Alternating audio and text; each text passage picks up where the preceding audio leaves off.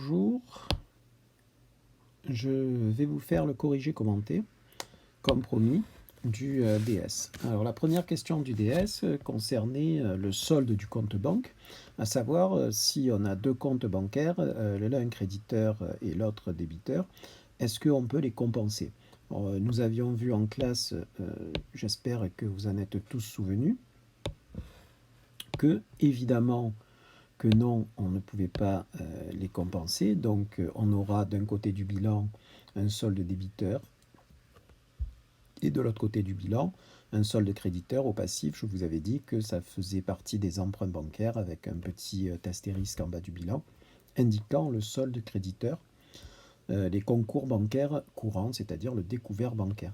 Alors c'est un nouveau principe que nous voyons, c'est le principe de non-compensation, qui est un des principes comptables, qui interdit de présenter la compensation de deux comptes bancaires, par exemple.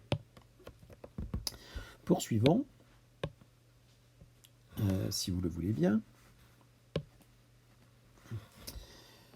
Donc la première écriture on reviendra sur les petites facturettes après, la première écriture du 1er septembre, la difficulté résidait dans le fait que c'était un acompte sur prestation de service, donc évidemment il ne fallait pas oublier la TVA qui, quel que soit, alors on précisait dans le sujet que l'entreprise avait opté sur les débits, mais sur la compte, on se fout royalement que l'entreprise ait opté sur les débits.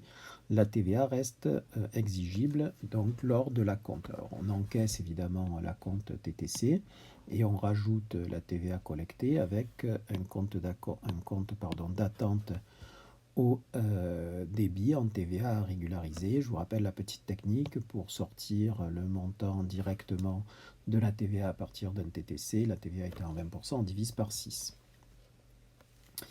Deuxième écriture classique qu'on a vue maintes fois concernant un dépôt et cautionnement versé et une redevance de crédit bail. Je vous rappelle que le dépôt et cautionnement n'est pas une charge, c'est un genre d'argent immobilisé que l'on récupérera à la fin de la période de crédit bail, à moins que l'on lève l'option et que cette option soit égale au montant du dépôt et cautionnement versé, ce qui est aussi une possibilité.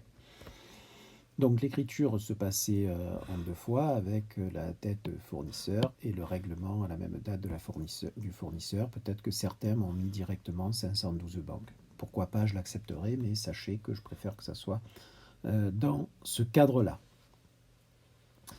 Nous avions ensuite une problématique d'avance et acompte versé sur commande. Donc cette problématique d'avance et acompte versé sur commande, c'est toujours un avance et acompte versé sur commande de prestation de service. Donc une fois de plus, même règle que précédemment, mais cette fois-ci on est du côté TVA déductible et non pas TVA collectée, mais c'est la même règle que dans le premier. Concernant la facture du 4, on a payé un transporteur. Bon. La facture concernant 60 € concernant la vente au client de l'âge. Et la facture adressée au client de l'âge, c'est la suivante. Alors, hop, ça va être celle-ci, mais on va pouvoir voir comment s'établit cette facture au client de l'âge. Donc la facture au client de l'âge, il y avait 10 luminaires DA 402 au prix de 100 €. On avait une remise de 10% là-dessus, donc ça nous faisait un net commercial.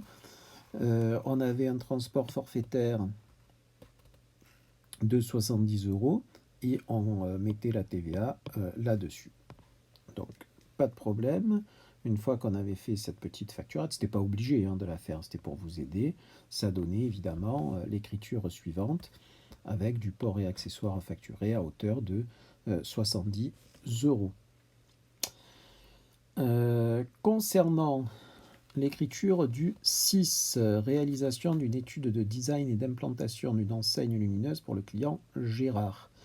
Donc c'était ce pourquoi on avait encaissé les fameux acomptes de 1200 €. Donc bien, il fallait comptabiliser évidemment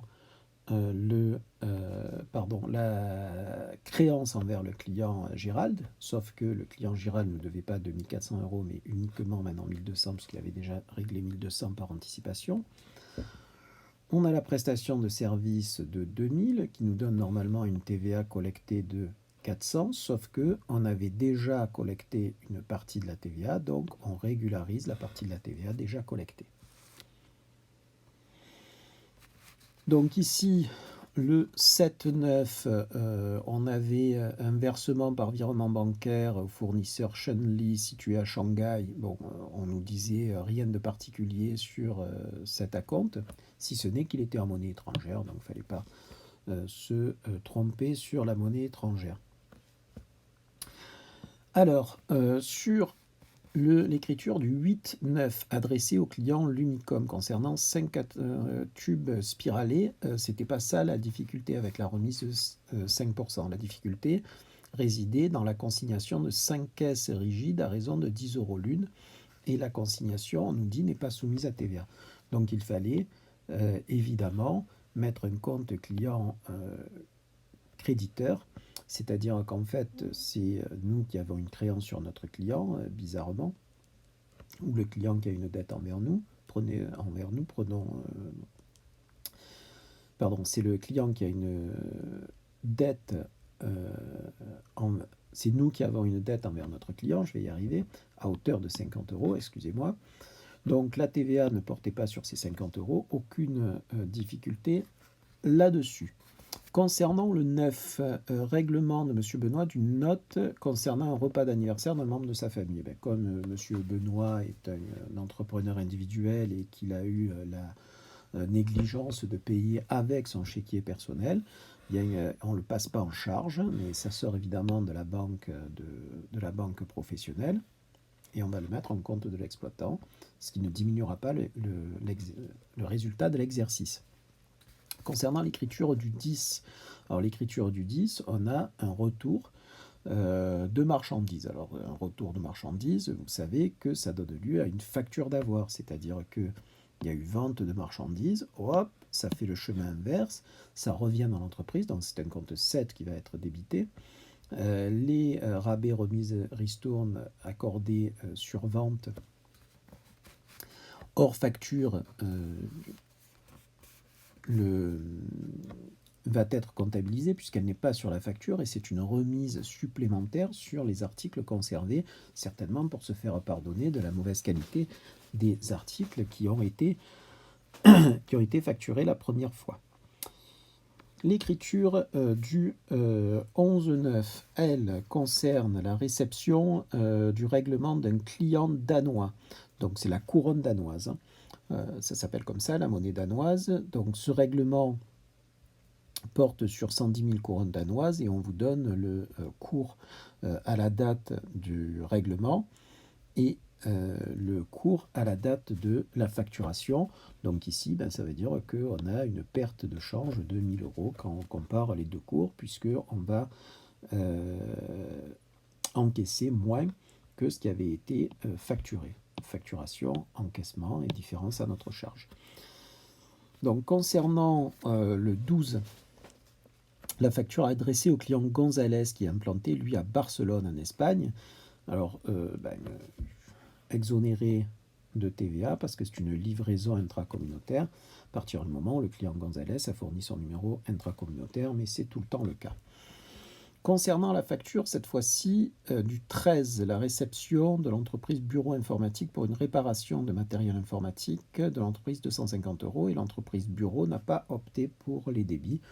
Donc ça veut dire que si elle n'a pas opté pour les débits, la TVA sera déductible lors du règlement, ce qui n'est pas encore le cas. Il faut mettre la TVA en attente, puisque je vous rappelle que c'est celui qui fournit la prestation de service qui opte ou n'opte pas. Réception le 14 sur le compte bancaire de la subvention accordée. Donc vous vous souvenez que là, on est à l'étape de la réception de la subvention. Préalablement, il aurait pu avoir, on aurait pu vous demander des écritures pour écrire la subvention au bilan, parce que l'État avait une dette. Mais là, on est au moment de la réception de la subvention, donc en compte banque. Il fallait être capable de bien voir le moment où nous nous situions. Concernant l'écriture du 15, la remise à la banque d'une lettre de change magnétique, pas d'écriture puisque lettre de change magnétique, ça on l'a vu plusieurs fois. L'écriture du 16, l'encaissement de l'annuité consentie à un prêt à un de nos salariés. Alors c'est pas banal, mais c'est nous qui avons fait un prêt. Donc quand on fait un prêt, on immobilise de l'argent. Ici, on rend l'argent, donc on crédite le 274 et on perçoit des intérêts de prêt. Tout ça rentre sur le compte bancaire. Alors cette écriture, elle est quand même très rare dans le monde des entreprises, on ne va pas se mentir non plus. Concernant le 17, on a reçu un règlement du client Gérald par chèque. Donc ça, pas de problème particulier, c'était l'écriture de la facture que nous avions passée précédemment. On a simplement le règlement. Concernant l'écriture du 18, l'entreprise Benoît a fait l'acquisition de titres par l'intermédiaire de sa banque.